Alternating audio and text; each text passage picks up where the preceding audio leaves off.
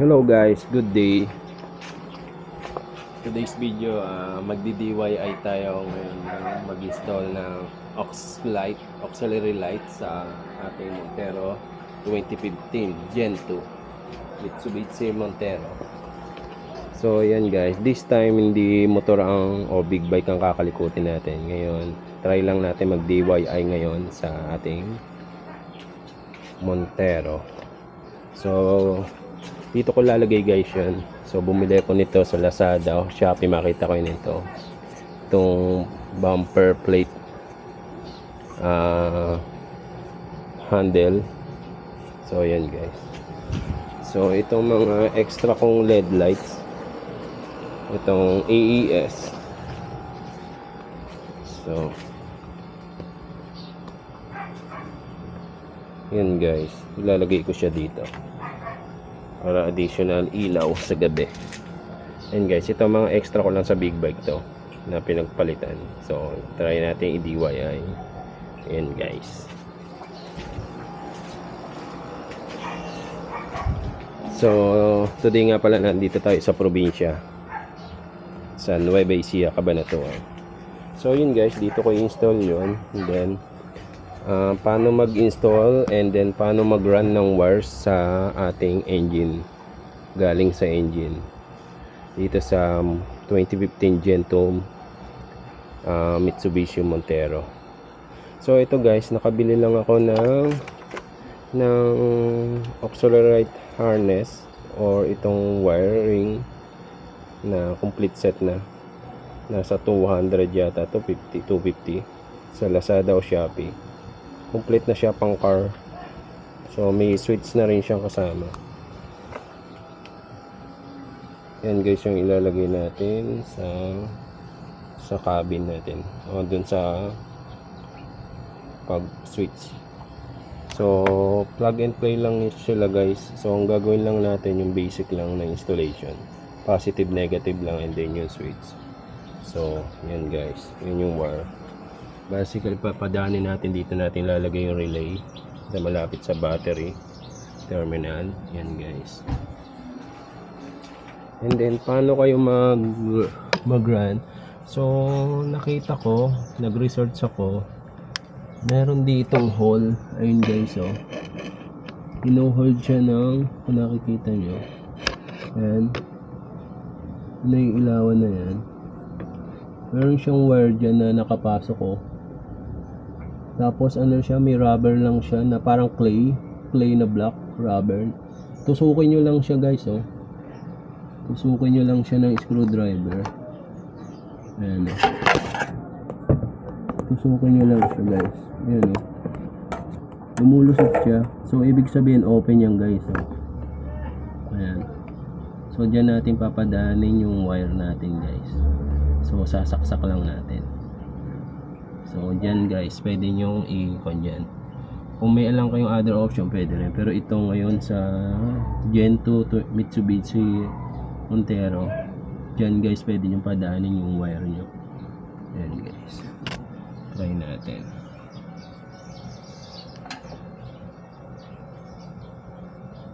So ito yung wire natin guys.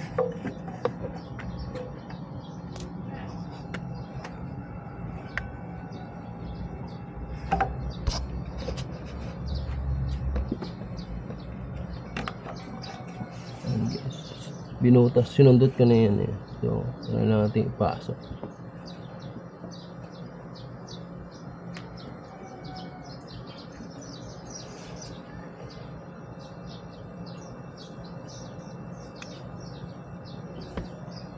Pasok ko lang yan.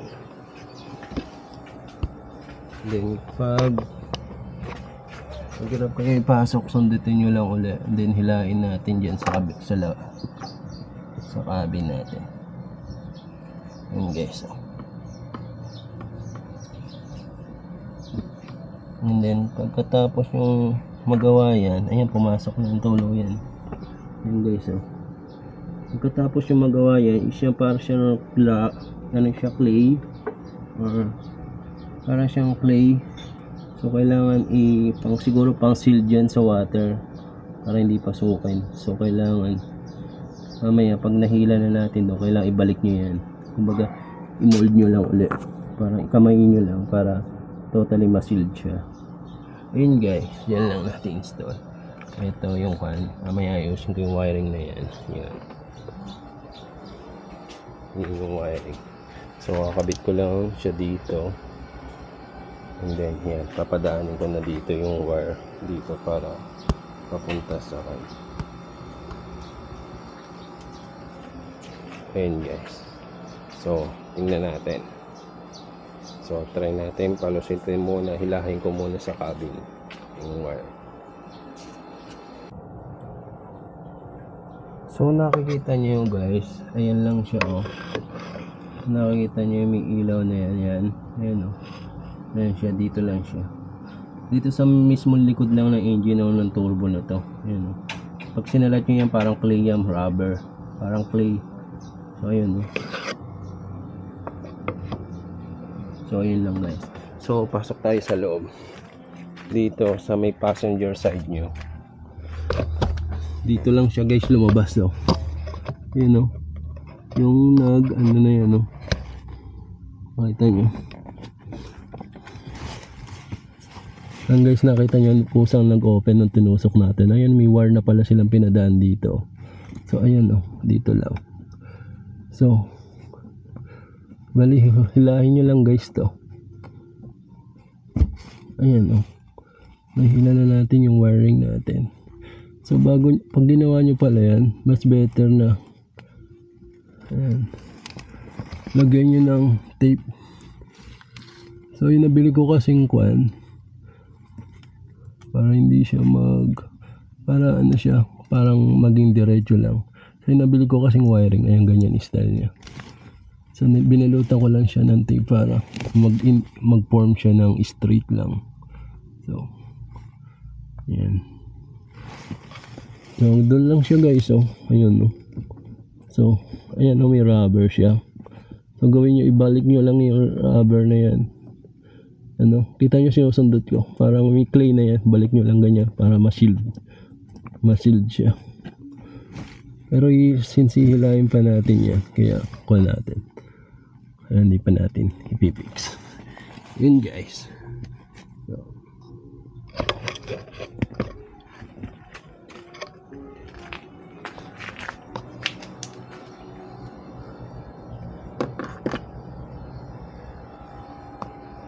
So yun guys, so pagdating dito ikakol na natin siya.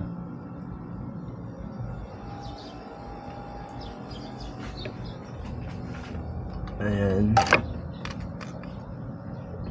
Kailangan ko lang tong wire ko na to.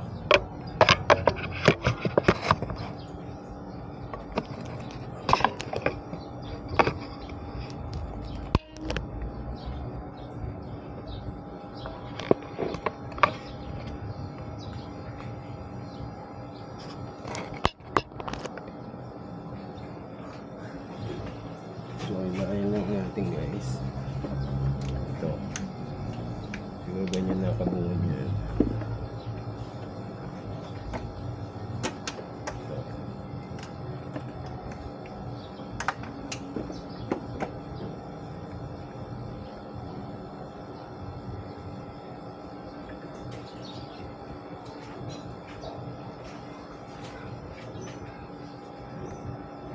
So, hilahin lang natin ng konti pa. Ayan.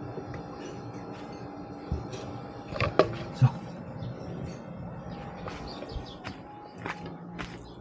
tapos, hilahin natin dito. Ayan. Pag enough na kayo dito guys, pwede. Pag enough na kayo sa haba na yan.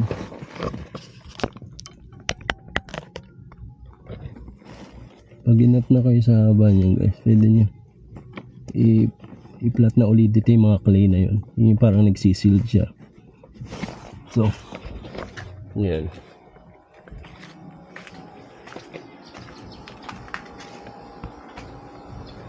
So, pag ayun guys, pag nahilaw nyo na, okay na sa inyo yan, sealed nyo na ulit. Para siyang rubber oh. rubber clay.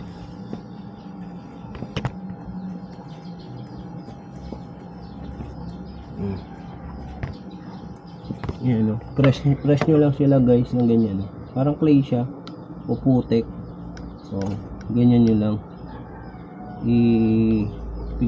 press nyo lang ng daliri nyo para mag-seal yung may mga butas-butas. So ganyan guys. Yan. Ito yung ginagawa ko. Yan, press lang siya.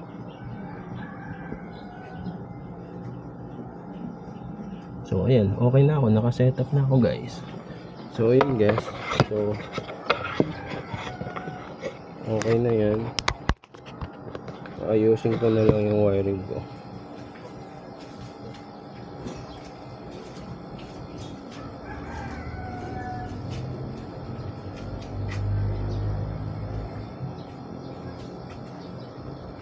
So ayusin na lang natin.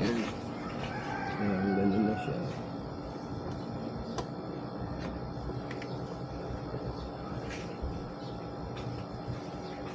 Bali, hihigpitan ko na siya dito.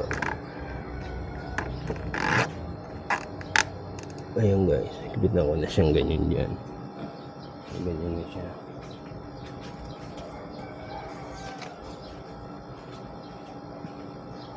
Basta gawin dito ang gitna. Kita ba lang? DIY lang ba? So wala akong backgrounds dito. First time ko lang. Hindi ako mekaniko. Wala akong alam sa engine. So tinry ko lang itong wiring. Since plug and play lang naman. So since nahanap natin kung paano natin palulusutin. So yun guys. Yan.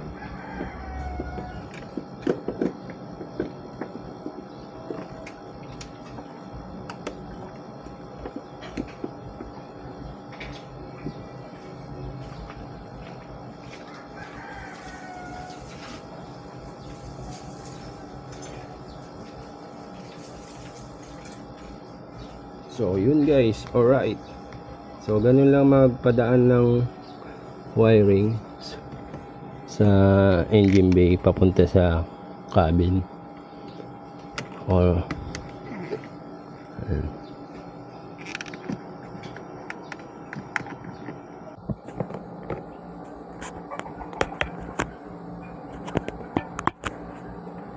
ayun guys, ito na yung ilaw natin. So naka-install na siya guys. So ito lang ginawa. So pinadaan ko lang yung wire dito sa likod ng plate. Ayan yung plate. Ayan. Tapos pinasiniris ko lang. Ayan guys. So ayun. Pinagapang nga. Kanina nga yung pinagapang natin dito. Ayun. Sa may lusutan sa firewall ng engine. O yung harang na yan. Pakabin. So ayan. Tapos dito lang. Kasi yung pinakabin ko natin, ayan yun, relay niya. So tapos plug and play lang siya, negative and positive sa battery. Kasi ito may fuse din siya. Ayan. So ayan guys, pinagapa ko na, sinuot ko lang dito sa headlight. Diretso dun sa grills. Ayan. Ayan na siya. Tapos ito na guys yung wire na yun, no? So ayan, pinabit na ito yung switch. So ayan yung switch guys. So balak ko namin dito, hindi ko matanggal to eh. So butas na lang ako dito. Ayan, gaganyan ko siya. Ayan. So ganyan na lang siya. So naka-on niya. Yan, naka-off yan eh. So ganyan pala kanya. So ayan guys, tapos na siya. So ganun lang ang DIY. And then next video, ang gagawin natin, parang i-connect natin tong negative sa fuse box. Doon tayo kukuha ng source ng negative para, or ng positive, something like that, para hindi ko pa kabisado eh. Para hindi siya rekta sa battery, para naka-ignition off siya. Pag nakapatay yung sasakyan, hindi iilaw. Pag naka-on saka lang iilaw din. Alright.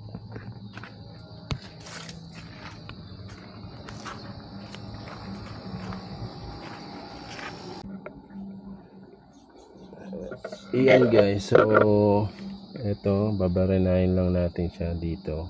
Bubutas natin tong switch na to. Ito guys, dito natin siya kakabit. So dito kasi hindi pwede makapal, so something may tatamaan ka. So better na dito manipis lang, so wala kang magiging problema. So ayun guys, so ganito lang, kailangan nyo lang ito DIY, try nyo, pwede na to. Ayun.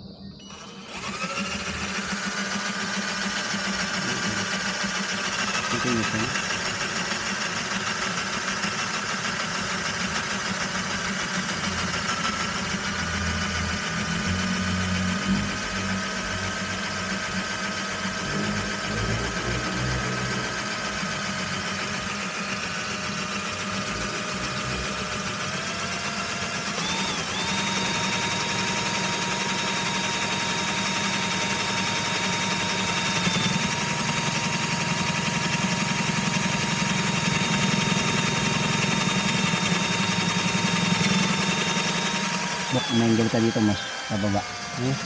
Kaya ibaba mo ng konti. Ayan. Kasi hindi mo sasalag yung ano. Ayan.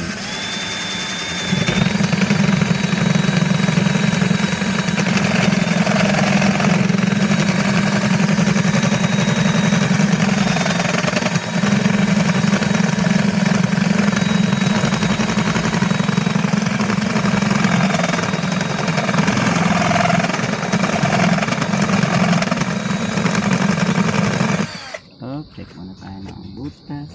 Yan, check lang natin to guys. So yun lang. So ingatan nyo lang, wala naman tatamaan dito guys. So goods lang. Check natin ganyan. Papakat, so maliit pa siya, wala nga malaki. So yun lang natin, lakayan lang natin siya. So ayan guys, nabutas na natin, pwede na yan. So patera nyo lang yung gilid para mas malinis lang tingnan. Yan, ingat lang kayo para hindi, kung makinis yung ganito yung dashboard nyo, hindi siya maapektuhan.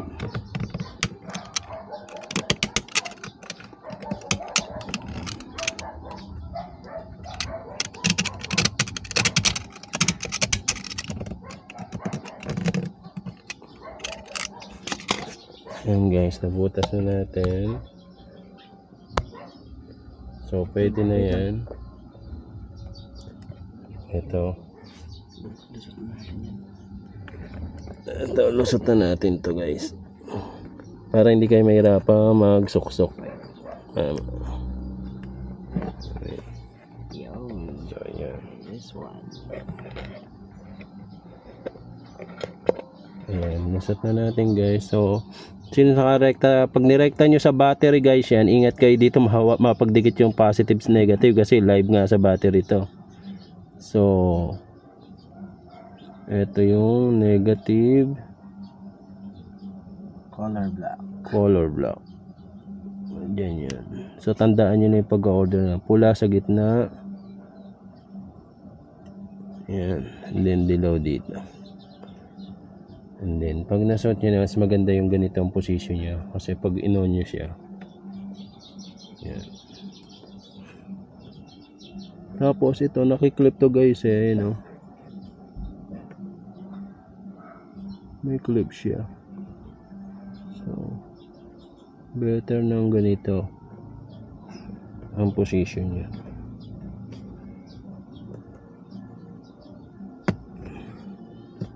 Ayun guys, yun. Diba? Parang malinis na malinis guys. So kailangan sakto nyo na, as in saktong sakto sa pilit nyo. Yan So wala na.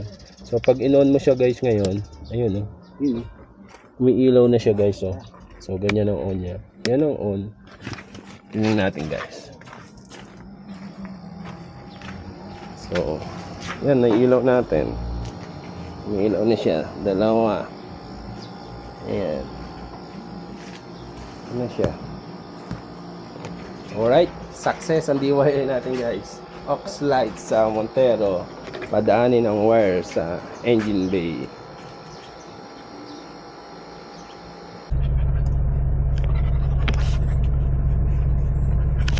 Ito guys, testingin natin yung ilaw. Tingnan nyo yung lakas niya. Ayun o, kita nyo. Sa loob to. Ayan. Ito yung fog light. Ito yung headlight ko. Pero ito yung spotlight natin sa harapan. Ayun o. Lakas niya. Hindi ni-wire natin install. Pag sa labas, ayun siya. Ayos din. Lakas.